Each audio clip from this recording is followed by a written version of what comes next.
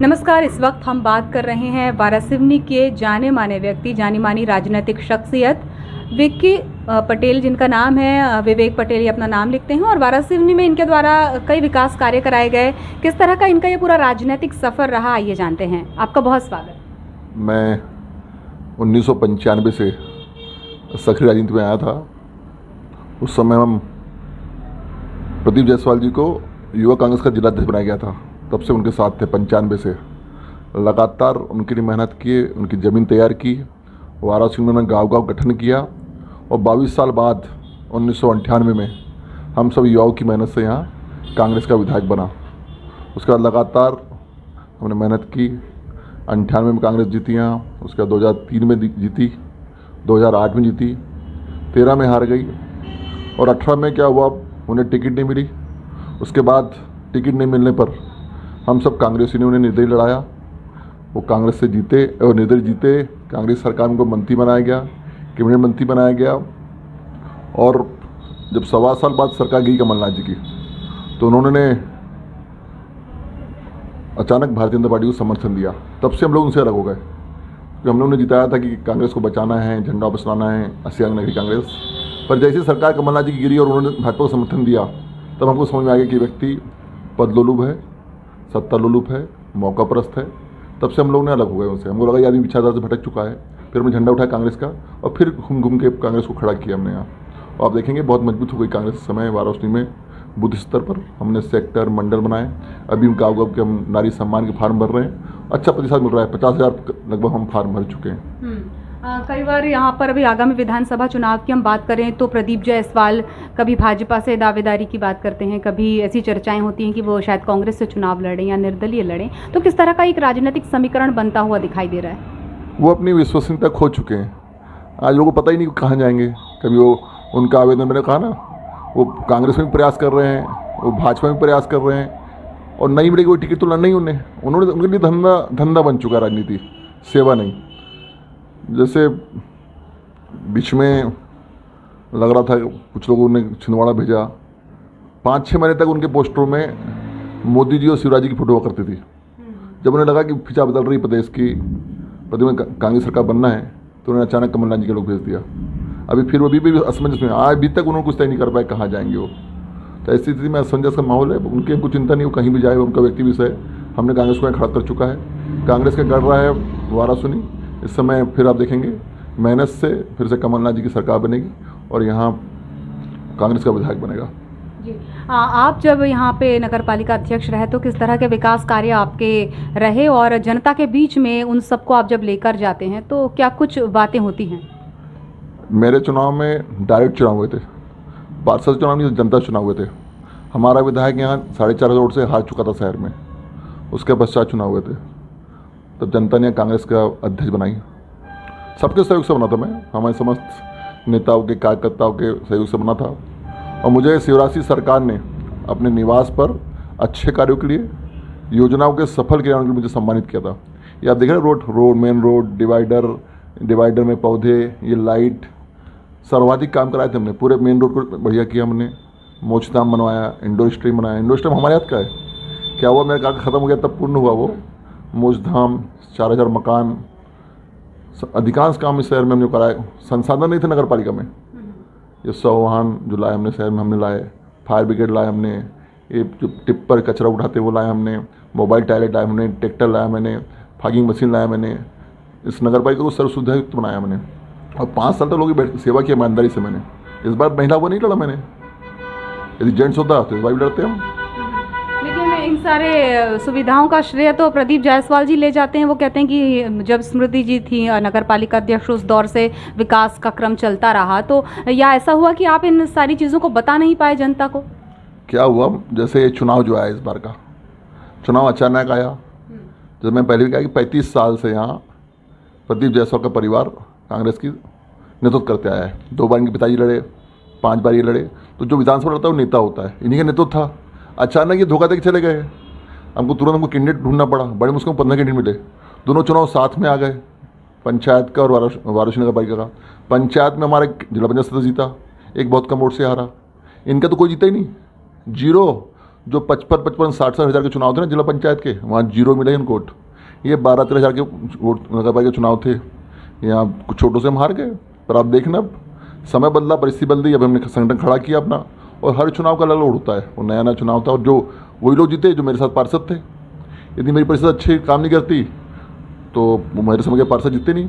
जो अध्यक्ष बना है, पूछना आप किसका आदमी था, वो सबसे करीब किसका था वो, उसके बाद मैंने काम करा पिछले परिषद में, तो अभी पार्षद बना तो अध्यक्ष बना। अधिकांश मेरे समय के लोग जीते हैं। यदि मेरी परिषद अच्छा काम नहीं करती तो मेरे समय के पार्षद जीतते नहीं। जी, आप भी प्रबल दावेदार माने जा रहे हैं कांग्रेस की ओर से आगामी विधानसभा चुनाव में, तो क्या कुछ रणनीति रहेगी, क्या कुछ योजनाएं हैं आने वाले 5 सालों के लिए? मैं तो दावेदार नहीं हूँ, मैं तो छोटा कार्यकर्ता हूँ और अभी भी पार्टी काम कर रहा हूँ। मैंने कहीं नहीं बोला कि मैं दावेदार हूँ। मैं लगातार मेहनत कर रहा हूँ पार्टी के लिए, और मेरी इच्छा है कि पार्टी का प्रत्याशी यहाँ जीते। इस बार तो तय है कि इस बार हमारे कोई नेता नहीं है। जो नेता था वो बिक के भाजपा के सरकार में मंत्री बन गया। अभी हम सब कार्यकर्ता हैं, मैं वाली भावना नहीं है हमारे यहाँ, हम वाली है, हमारे यहाँ टीम वर्क है। और इस बार मुझे लगता है कि कमलनाथ जी यहाँ किसी कार्यकर्ता को मौका देंगे, और जो जनता के पसंद का व्यक्ति आएगा, कार्यकर्ता पसंद का आदमी आएगा, तो लोग वोट देने तैयार हैं कांग्रेस को यहाँ। क्योंकि अभी हम घूम रहे हैं, गाँव जो घूम रहे हैं हम, लोगों को जो समर्थन मिल रहा है। इसके पहले हमने हाथ जोड़े यात्रा निकाली गाँव। हम नारी सम्मान, लोग चाहते हैं कि हमको महंगाई बहुत 500 में सिलेंडर मिले। महिलाएं बढ़ क्या रही, 500 फार्म भर चुके हैं अभी, और मैं भी 10,000 फार्म और छपने दिया हूँ। 1500 हर महीने मिले, किसानों को कर्जा माफ़ हो, कर्मचारियों को पुरानी पेंशन मिले, 100 यूनिट बिजली फ्री मिले, 200 यूनिट हाफ मिले। रबी बहुत लगती है हमारे यहाँ, रबी की धान, रबी की फसल का समर्थन मिले। तो लोग चाहते हैं कि कमलनाथ की सरकार आए, अच्छी सरकार आए। यहाँ रोजगार के अवसर नहीं है, कुछ शिक्षा का माध्यम नहीं है, स्वास्थ्य को कोई माध्यम नहीं है। पूछो ना, 20 साल से विधायक प्रदीप जायसवाल, अब जाके हॉस्पिटल देखो क्या स्थिति है। कोई शिक्षा का माध्यम नहीं, कोई रोजगार का कोई माध्यम नहीं है, ITI नहीं है, पॉलिटेक्निक नहीं है, कोई सुविधा ही नहीं है। बातें सुनो, और जहरी बात बोले ना, कब गुड्डा जायसवाल जी बोलते हैं, उनको शौक है अपने फ्लैश लगाने का, अपने पत्थर लगाने का, खुद की वाहवाही करने का। हमारे शहर में जो नल जल योजना बनी ना, नल जल योजना कमलनाथ जी देने 23.5 करोड़ दिया था उन्होंने। तो अधिकांश काम यहाँ कांग्रेस समय है, कस्तूरबा वर्मा से लेकर अभी तक शहर में जो काम हुए हैं कांग्रेस के नेतृत्व में हुए हैं, और आगे भी जो काम होंगे ना कांग्रेस के नेतृत्व में होंगे। जी, तो आगामी चुनाव को देखते हुए यदि हम बात करें तो किस तरह का जनता का मूड आपको यहाँ पे देखने को मिलता है, क्या आशा है? हमारे क्षेत्र में एक तो जनता ठगी हुई महसूस कर रही है। परिवर्तन का दौर है, 100% एंटी इनकम्बेंसी है। 20 साल के शिवराज सिंह के खिलाफ और 20 साल के प्रदीप जायसवाल के खिलाफ।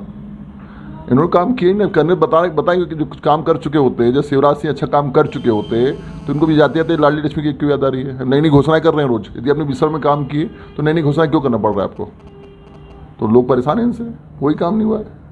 और प्रदीप जायसवाल के खिलाफ तो उनकी नैतिक पतन हो चुका है, उनका नैतिक पतन हो चुका है, क्योंकि इमेज थी वो खत्म हो चुकी। और लोगों को लगता है यार ये आदमी कभी भाजपा में, कभी कांग्रेस में, अभी कल परसों का स्टेट में आया था कि मेरे पास बसपा वाले भी आए थे, आप वाले भी आए थे। तो ये इनकी स्थिति हो चुकी है कि इनका कोई आइडियोलॉजी नहीं है, कोई विचारधारा नहीं है।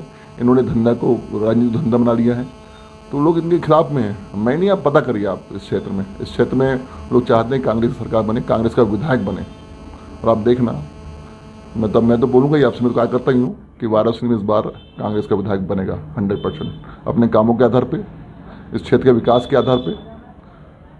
अभी आप गांव में घूमिए ना, गांव में देखिए आप, पूरा लूट का माहौल है। हमारे एक लड़ाई, हमने बोला था एक युद्ध माफिया विरुद्ध, हमारी लड़ाई माफिया के खिलाफ रहेगी। पूरे क्षेत्र में नशे का माहौल है, रेत लूटी जा रही है। हम किसानों का क्षेत्र है, हर नदी लूटा जा रहा है। कोई टेंडर नहीं है, कोई ठेका नहीं है, कोई बोर्ड नहीं है। कौन है ठेकेदार, पता करिए आप? यही ठेकेदार है, यही जो हमारे विधायक है, जो खनिज मंत्री जिनका काम है खनिज बचाना, यही खनिज को लूट रहे हैं। तो इनके खिलाफ माहौल है, इनके आतंक के खिलाफ, इनके दबाव की राजनीति, प्रेशर पॉलिटिक्स, उसके खिलाफ लोग चाहते हैं दबाव से मुक्ति मिले, आतंक से मुक्ति मिले, साफ सुथरी राजनीति हो, सेवा की राजनीति हो। इसलिए लोग हमसे जुड़ रहे हैं लगातार। आप देखिए, अभी हमारा तो कुछ नहीं, हम तो विपक्ष में हैं। अभी थाने का सरपंच कांग्रेस में आए, अभी भंडारा सरपंच कांग्रेस में आए, कल मैं गया था बेनी, वहाँ के लोग कांग्रेस में आए, डोंगरमारी लोग कांग्रेस में आए। लगातार लोग जुड़ रहे हैं, हमारा परिवार बढ़ रहा है, लोग हमारे विचार से प्रभावित हो रहे हैं। इस समय पूरे क्षेत्र में अधिकांश लोग अन्य दल छोड़ के हमारे साथ आ रहे हैं। हम चाहते हैं, जैसे हमने सेवा की, मैं 5 साल उपाध्यक्ष रहा, इधर पता करिए आप, 5 साल अध्यक्ष रहा, ईमानदारी से लोग काम किए हमने। और आगे भगवान यदि मौका देगा तो जनता की सेवा ईमानदारी करेंगे, और पार्टी के लिए काम कर ही रहे हम। जी, तो प्रदेश में किस तरह का बदलाव आप देख रहे हैं कि जो सत्ता परिवर्तन होगा, तो इस बार आप कितने आश्वस्त हैं कि कांग्रेस का विधायक इधर उधर नहीं हिल पाएगा? इस बार तो इतना स्पष्ट मेजोरिटी आएगी। देख रहे हैं ना आप, सचिवालय में आग लग रही है। क्या के संकेत हैं ये? दिख रहा है पूरे सबस सर्वे देख लीजिए आप। इतना आदिवासी की स्थिति आदिवासी के चेहरे पे पेशाब की जा रही है। सबके बुरे हाल है। स्पष्ट है कि समस्त सर्वे बता रहे हैं कि सरकार कांग्रेस बनी, उस बार स्पष्ट है कोई बिक नहीं पाएगा। पिछले बार हमारे शहर का नाम खराब हुआ था कि हमारा विधायक बिक गया था। हम अपने क्षेत्र शहर के नाम को धोएंगे। इस शहर की जो छवि पिछले विधायक ने गुड्डा जैसा खराब किया बिकने पे, और सिंधिया की तरह उस छवि को हम धो के साफ सुथरे छवि बनाएंगे और उसके नाम आगे लेके जाएंगे। ऐसा ना हो कि कमलनाथ जी स्वीकार कर लें प्रदीप जायसवाल जी को। मैंने पहले भी कहा था कि बिका हुआ माल वापस नहीं होगा, और कमलनाथ जी ने कहा गुलामता में कि वापसी नहीं होगी। गद्दारों की किसी भी स्थिति में वापसी नहीं होगी, चाहे वो सिंधिया के साथी हो चाहे वाराणसी निर्दलीय विधायक हो। गद्दार की वापसी नहीं होगी, इसलिए कि फिर वो गलती ना हो, 18 की गलती फिर ना हो। इसलिए ईमानदार और टिकाऊ लोग को चुना जाएगा, साफ सुथरी छवि वालों को, जो विचार से जुड़े लोग हैं, जो धंधे की राजनीति कर रहे हैं, जो सेवा की राजनीति कर रहे हैं, ऐसे लोगों को कांग्रेस मौका देगी। जैसे एक भी विधायक हमारा बिके ना और हमारी सरकार गिरे ना, लोकतंत्र की हत्या ना हो। विवेक जी, आपने हमें समय दिया, आपका बहुत शुक्रिया। धन्यवाद आपका भी बहुत बहुत।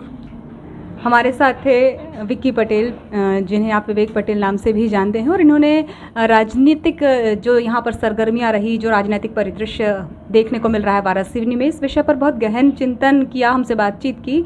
अगले अंक में किसी और राजनीतिक हस्ती से आपको जल्द मिलवाएंगे। तब तक के लिए दीजिए इजाज़त। नमस्कार।